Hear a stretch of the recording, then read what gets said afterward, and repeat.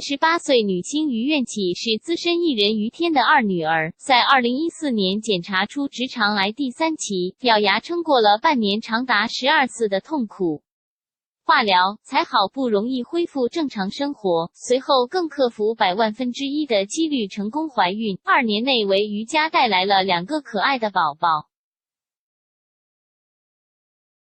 然而自上周她产下儿子后，坏消息接踵而至，先是儿子健康出问题，她又被检查出直肠癌复发。图片来源：于愿起 https://www.facebook.com/ 其有与0410-A.2341207434580-16101509524618884- 特普1等于3。但没想到近来还在月子中心休养的她，却又被诊断出直肠重症复发，甚至还扩散到肝、肺的严重情况，让全家人陷入愁云惨雾。对此，于天难过地说，女儿怀孕时就出现了咳嗽的症状，直到连续4、5个月都还没痊愈，他们才意识到可能大事不好了，但女儿因担心怀中的宝宝，所以没有定期回诊追踪。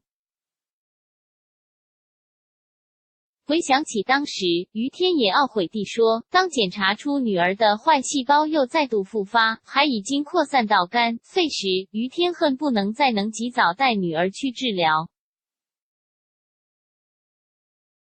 此外，当记者打电话关切于愿起的相关情况时，李亚平似乎难以承受这段时间以来的种种坏消息，一接起电话便失声痛哭道：“对不起，不要打电话给我了，我很痛苦，我现在真的无法说什么。”随后还无力地倾诉：“我要坚强，可是好难哦。”而于天如今也无心再管自己立委的选举活动了，他止不住哽咽地说：“不管自己立委选不选得上，只希望大家帮女儿集气冲过这一关。”